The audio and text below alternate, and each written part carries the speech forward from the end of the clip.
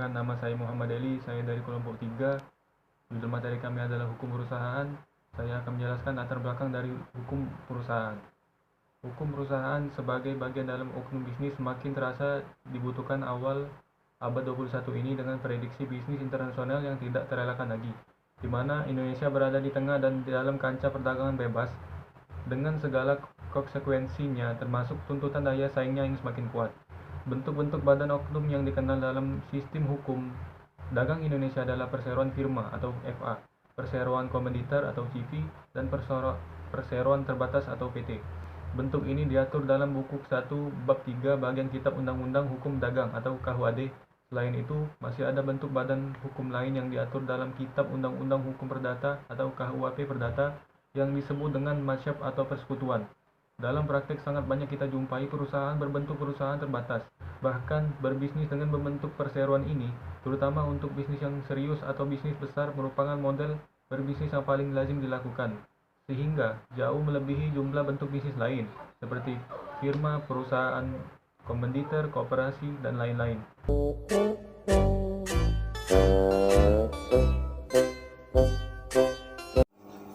Hukum perusahaan merupakan sebuah hukum yang mengatur tentang seluk-beluk bentuk perusahaan.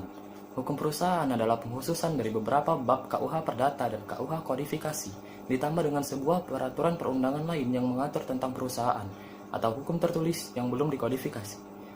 Bentuk hukum perusahaan dan badan hukum sudah diatur dengan undang-undang, seperti halnya firma dan CV yang diatur dalam KUHD, perseroan terbatas yang diatur dalam Undang-Undang Nomor 40 Tahun 2007, koperasi yang diatur dalam Undang-Undang Nomor 25 Tahun 1992, serta perusahaan umum dan perusahaan perseroan yang diatur dalam Undang-Undang Nomor 9 Tahun 1969.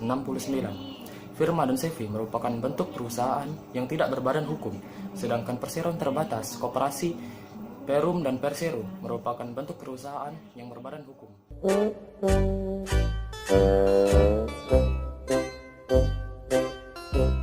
Hukum perusahaan. Setidaknya ada 4 sumber hukum perusahaan pada aspek hukum dalam ekonomi, yaitu yang pertama perundang-undangan, kedua kontrak perusahaan, ketiga jurisprudensi, dan yang keempat kebiasaan. Berikut ini adalah penjelasannya. Yang pertama, perundang-undangan. Perundang-undangan dalam hal ini meliputi undang-undang peninggalan Hindia Belanda di Indonesia pada masa lampau, tapi masih dianggap sah dan berlaku hingga saat ini. Yang kedua, perundang-undangan lain yang menjadi sumber-sumber hukum. Yang pertama, Undang-Undang Nomor 19 Tahun 2002 tentang Hak Cipta. Yang kedua, Undang-Undang Nomor 14 Tahun 2001 tentang Paten. Yang ketiga, Undang-Undang Nomor 15 Tahun 2001 tentang Merek. Dan yang terakhir ada Undang-Undang Nomor 40 Tahun 2007 tentang Perseroan Terbatas.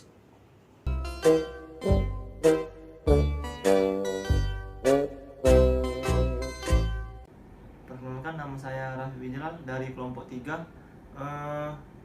Materi yang akan saya jelaskan adalah ruang lingkup dan bentuk usaha.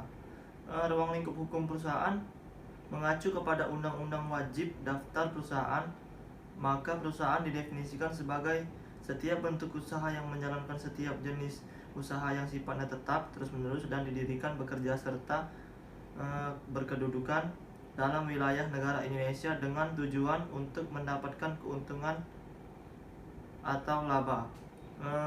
Bertitik tolak dari definisi tersebut, maka lingkup pembahasan hukum perusahaan meliputi 2 hal pokok, yakni bentuk usaha dan jenis usaha.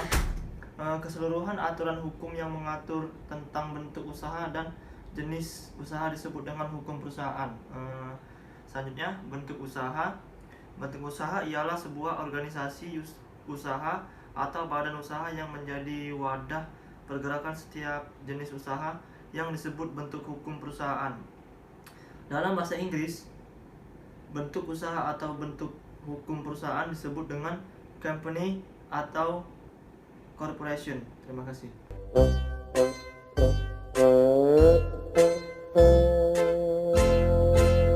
Assalamualaikum Assalamualaikum warahmatullahi wabarakatuh. Saya Rikus Prianto akan menjelaskan apa itu jenis usaha.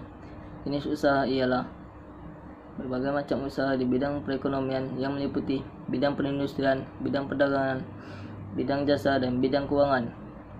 Usaha ialah setiap tindakan, perbuatan, atau kegiatan apapun yang dilakukan dalam bidang perekonomian yang dilakukan oleh setiap pengusaha dengan tujuan untuk mendapatkan keuntungan atau laba.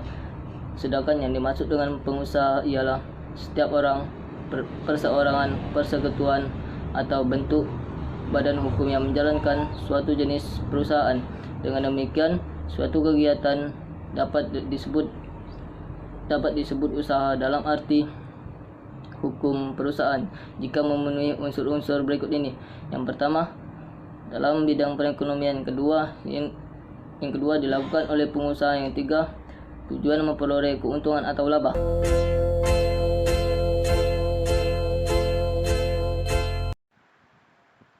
Assalamualaikum warahmatullahi wabarakatuh. Perkenalkan, nama saya Muhammad Wiranto. Saya dari kelas 21. Jadi di sini saya akan menjelaskan atau meneruskan presentasi yang sudah dibacakan oleh teman-teman saya sebelumnya.